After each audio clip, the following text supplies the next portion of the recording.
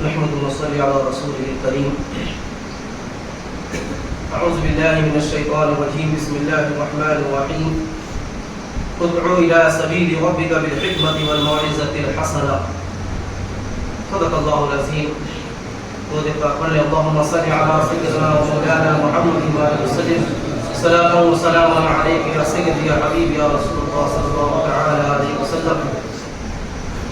ممبر منبر دل افروز ہمارے مشفق اساتذہ کرام اور تمام حاضرین و حاضرات، السلام علیکم ورحمۃ اللہ وبرکاتہ.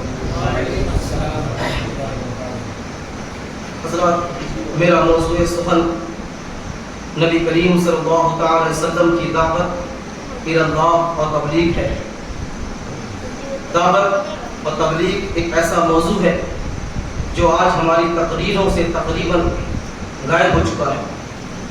آپ آنے والی سطروں میں دیکھیں گے کہ نبی کریم صلی اللہ علیہ وسلم لوگوں تک اللہ عز و جل کا پیغام پہنچانے کے لیے کس قدر کوشاں رہتے تھے.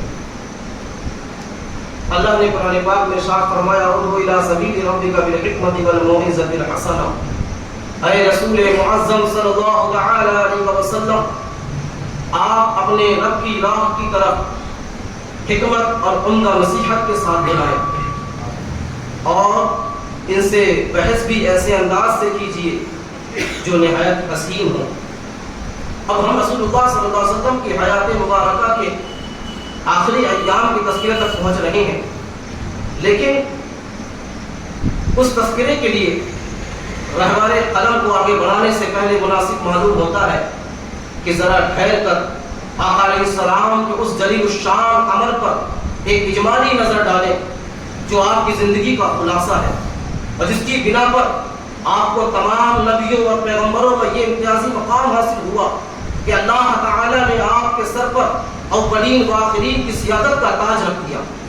آپ علیہ السلام سے کہا گیا یا ایھا المزمل قم اللیل الا قلیلا، اے چادر پوش رات میں کھڑا ہو مگر تھوڑا. اور کہا گیا یا ایھا المدثر قم فانذر، اے کمبل پوش اٹھیں اور لوگوں کو سنگین انجام سے ڈرا دیجیے. پھر کیا تھا، آقا علیہ السلام اٹھ کھڑے ہوئے اور اپنے کاندھے پر اس روئے زمین کی سب سے بڑی امانت کا بارے گرا اٹھائے مسلسل کھڑے رہے. یعنی ساری انسانیت کا بوجھ، سارے عقیدے کا بوجھ، مختلف میدان میں جنگ و جہاد اور تنگ و تاز کا بوجھ آقا علیہ السلام نے اس انسانی زمین کے میدان میں جنگ و جہاد تنگ و تاز کا بوجھ اٹھایا. اور جو جاہلیت کے اوہام و تصورات کے اندر غرق تھا، جسے زمین اور اس کی گوناگون کشش کے بار نے بوجھل کر رکھا تھا، جو شہوات کی بیڑیوں اور پھندوں میں جکڑا ہوا تھا، اور جب اس زمین کو اپنے صحابہ کی صورت میں جاہلیت اور حیات عرضی کی تہ در تہ بوجھ سے آزاد کر لیا تو ایک دوسرے میدان میں ایک دوسرا مارکا بلکہ مارکوں پر مارکے شروع کر دیے. یعنی دعوت الہی کے وہ دشمن جو دعوت اور اس پر ایمان لانے والوں کے خلاف ٹوٹے پڑ رہے تھے اور اس پاکیزہ پودے کو پلٹنے، مٹی کے اندر جڑ کو پکڑنے، فضا میں شاخیں لہرانے اور پھلنے پھولنے سے پہلے اس کی نموگاہی میں مار ڈالنا چاہتے تھے.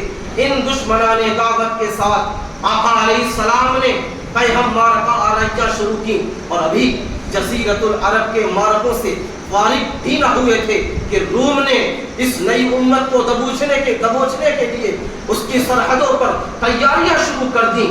پھر ان تمام کارروائیوں کے دوران ابھی پہلا مارکہ یعنی زمین کا مارکہ ختم نہیں ہوا تھا، کیونکہ یہ دائمی مارکہ ہے، اس میں شیطان سے مقابلہ ہے اور وہ انسانی زمین کے گہرائیوں میں گھس کر اپنی سرگرمیاں جاری رکھتا ہے اور ایک لحظے کے لیے ڈھیلا نہیں پڑتا. مگر محمد عربی صلی اللہ علیہ وسلم دعوت اللہ کے کام میں جمے ہوئے تھے اور متفرق میدان کے مارکوں میں مصروف تھے.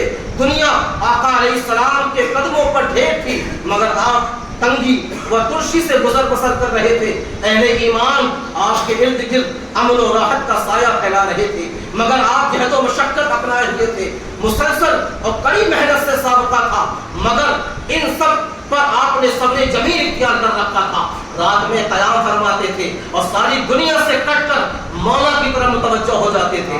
جیسا کہ آقا علیہ السلام کو حکم دیا گیا تھا اسی طرح آپ نے مسلسل اور پیہم مارکہ آرائی میں 20 سال سے اوپر گزار دیے، اور اسی دوران آپ کو کوئی ایک معاملہ دوسرے معاملے سے غافل نہ کر سکتا۔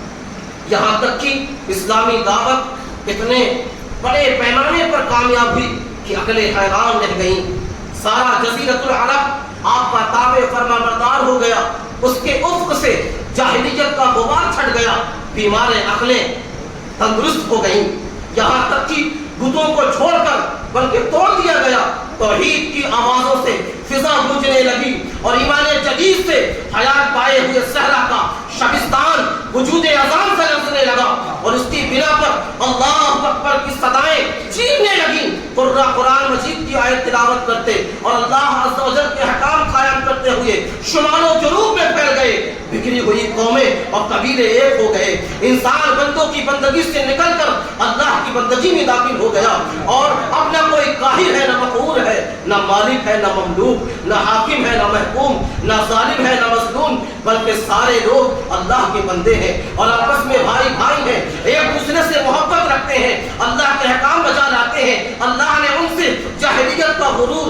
نخوت اور باپ دادا کا فخر کا خاتمہ کر دیا۔ اب عربی کو اجمی پر، اجمی کو عربی پر، گوروں کو کالے پر، کالے کو گورے پر کوئی برتری نہیں۔ اگر برتری کا معیار ہے تو صرف تقویٰ ہے، کیونکہ سارے لوگ آدم کی اولاد ہیں اور آدم مٹی سے تھے۔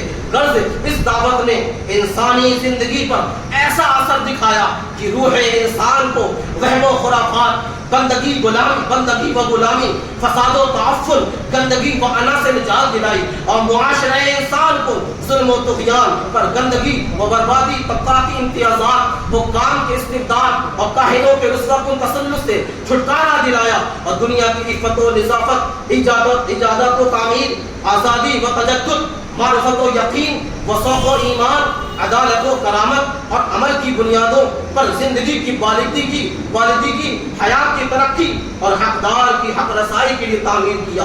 ان تبدیلیوں کے بدولت جزیرۃ العرب نے ایک ایسی بابرکت اٹھان کا مشاہدہ کیا جس کی مثال انسانی وجود میں کسی دور میں نہیں دیکھی گئی۔ المختصر یہی پیغام ہے برکات غوث کا، اور یہی سیرت ہے حضور علیہ السلام کی، جو آج تمام حاضرین اور حاضرات کو پیغام دیا جاتا ہے کہ یہ ایک دعوت فکر ہے ان مصلحین اور مجاہدین، علماء اور مفکرین کے لیے جنہیں مختلف محاذوں پر اللہ نے دین کی سربلندی اور غلبہ حق کی بحالی جیسے اہم فرائض کی بجا آوری کی توفیق عطا کرتی ہے۔ ورنہ تمہارا اس میں کوئی ذاتی کمال نہیں، نہ تمہارے علم و ہنر یا تمہاری قابلیت و اہلیت کا دخل ہے، اور نہ ہی یہ تمہارے کسی نسب و خاندانی بزرگی کا موجب ہے، یہاں تو فقط اللہ کا فضل و کرم ہے۔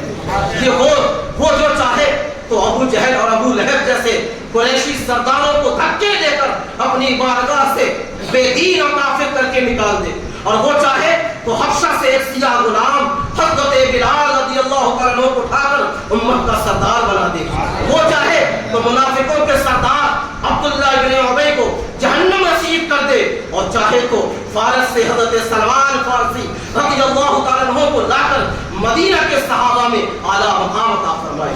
یہی سیرت محمدی ہے، یہی اسوہ حسنہ ہے۔ استغفر اللہ، اللہ ہم سب کو اس پر عمل کرنے کی توفیق عطا فرمائے۔